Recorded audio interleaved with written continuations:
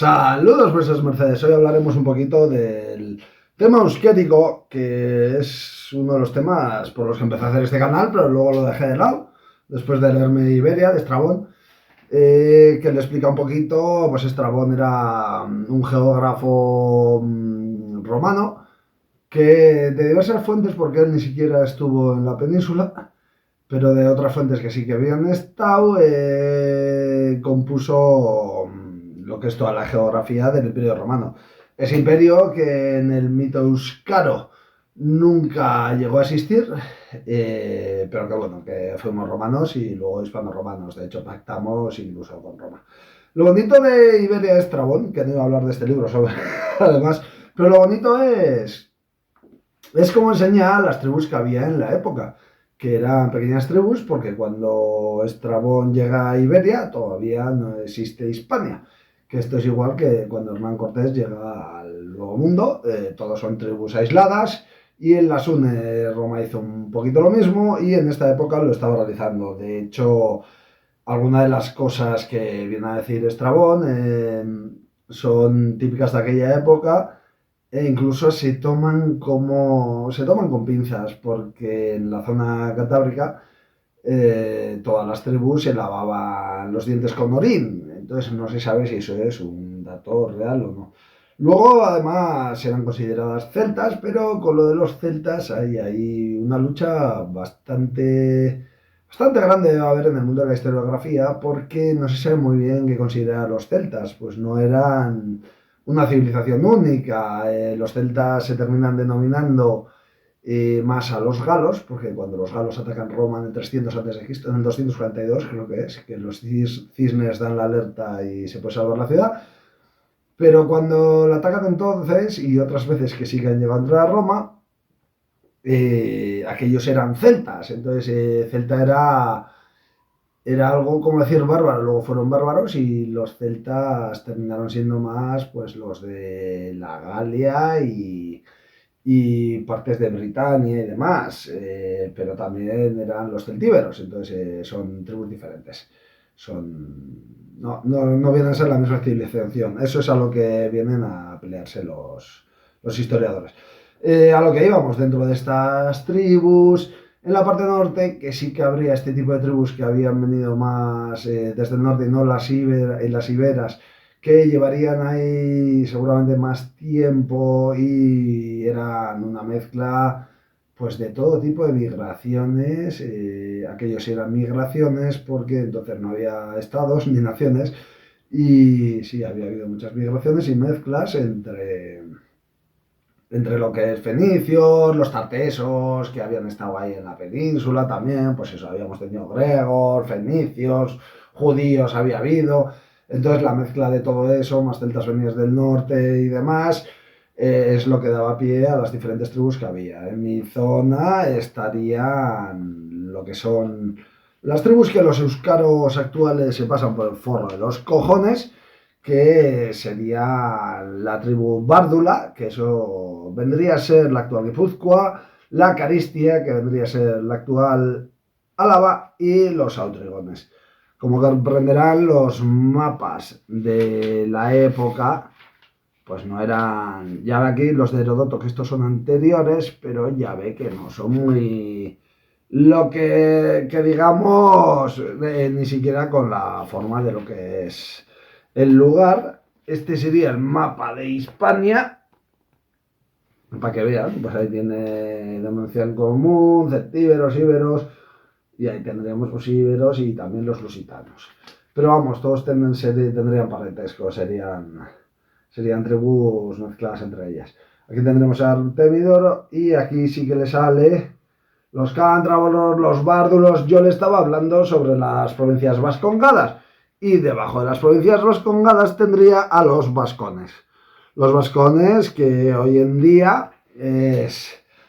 No de ahí, porque el País Vasco es un término que viene de País Vasqué, que son los únicos que se lo quedaron, pero ahí los tendría a los vascones, en Navarra, en lo que luego fue Navarri. Tiene a los verones, que esos son la zona de La Rioja, que según la época de la historia serían también parte de las provincias vascongadas. Esto vendría a decir que la actual distribución que se hace, se la sacan del forro de los cojones y juntan a 7 tribus o 7 lugares donde había tribus diferentes en una, en base a la idea perturbada de un señor llamado Sabino Arana. Sabino Arana, cogí este libro por €1, pues estaba aburrido y me lo cogí por €1,50, algo así, en una de segunda mano. Y está muy bien porque aquí Pablo Fernández Albaladejo, que lo hace bastante bien, te explica, pues explicándote el régimen económico de Guipúzcoa, que a mí me gusta mi provincia, ya sabes, los que ganamos las cadenas con lealtad y nobleza, pues te viene a explicar un poquito todo eso y sobre todo en la última parte ahora ya vas viendo también, pues puedes sacar un poquito las ramas de lo actual, me viene muy bien para ir viendo dónde viene el movimiento carlista y el nacionalista. Y aquí ya ves que Larramendi, Manuel de Larramendi empieza a hacer pues algo parecido a lo que hoy en día, pero solo de Guipúzcoa, lo mismo que hizo Sabino Arana. El proto Sabino Arana sería Manuel de Larramendi. Y estaría hablando de Guipúzcoa, Iztueta, Zamacola. Estos ya van elaborando un poquito más las teorías. Porque Manuel de Larramendi, por ejemplo, sí que habla de que Castilla nace de nosotros, es el paso desde la vieja época a la nueva, y claro, él está preocupado por las nuevas corrientes que empiezan a entrar, sobre todo desde Francia, lo que luego desemboca en la Revolución Francesa por la Ilustración. Está un poquito preocupado porque se va el sabor de su región y empiezan a cambiar las costumbres. Y bueno, en su época, de hecho, este no es Iztueta me parece que es el de después, el que dice que no fuimos conquistados por moros y demás, cosa que ahora ya no es así porque está lleno de moros, el País Vasco es de donde más hay. Pero vamos, Larramendi viene a defender que llevamos no sé cuántos siglos con Castilla y es el primer paso que se da a, a la mitología, hacia la mitología vasca actual, porque la anterior era que veníamos de Túbal y que de él teníamos, vamos, íbamos en línea directa hacia Dios, sin llegar a lo que luego este Esnaola, otro perturbador del PNV, dijo que Dios hablaba en euskera, sin llegar a tanto, pero Túbal y demás habían desembarcado en la península y de ahí venía el pueblo vasco, y este hablaría más de guipuzcoano seguramente. Habla del vascuence como el español antiguo y los posteriores como Iztueta. Te vienen a escribir la primera historia que se hace en vascuence y allí Guipúzcoaco va con C. Luego lo que se inventó Azcue, Resurrección María de Azcue, se inventó otro idioma y le empieza a poner TZs, Ks, mucha K y mucha TZ, que se parece más a idiomas eslavos. Yo algún idioma eslavo he visto de este estilo, bastante parecido en la escritura. Y viene a inventarse el idioma para desajarse completamente. Incluso, ahora no sé quién era, pero luego lo he leído por aquí también. Desde ahí se puede crear un estado, claro, la nación no. Manuel de Larramendi te viene a hablar de la nación guipuzcoana, la nación guipuzcoana. Y los otros, ya como Izueta y Zamacola, han empezado a entrar las ideas de la democracia un poquito, se empiezan a extender. La democracia material, porque en Europa no ha habido nunca otra, pero que vienen de Estados Unidos y más. Y empiezan a hablar de la democracia vasca, que esa es la idea que hoy en día incluso coge el PNV. El problema grave con esta idea es que la supuesta democracia vasca o el democratismo vasco nace de la contraposición que hacen los reyes católicos con los parientes mayores y el dar fuerza a las juntas generales, a las hermandades de Guipúzcoa, que eran los grupos armados que empiezan a defender a todo el territorio, como la policía de la época, los caminos y demás, en vez de sitios, pues como hasta entonces, que cada pueblo y cada zona tenía su propia guardia armada y sobre todo con los parientes mayores, que eran nobles de la época y que como hacían luchar al pueblo vasco, por eso se les dio la hidalguía a los vascos. Hasta donde yo sé, que eso también tengo que estudiarlo, voy poquito a poco. Y ya les digo, pues todo esto hoy en día se lo pasa por el forro de los huevos y los tíos vienen a decirte que eres un tal Euskadi y así nos va. Ahora somos Eusko Marruecos, somos el califato de San Sebastián. Ni siquiera, porque el califato de Donostia, o como lo diga Marroquí. Para todas estas cosas, además, ya les iré haciendo, porque este era el primer paso que quería dar, el de Estrabón. Y voy muy poquito a poco, luego tengo Plinio el Joven, pero tengo muchas cosas que estudiar, entonces no me da tiempo.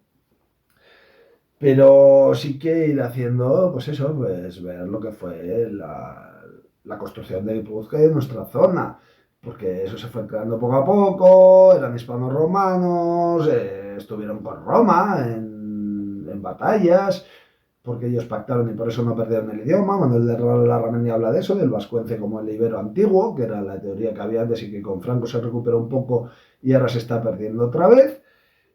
Y ya ves, se me va la olla por divagar.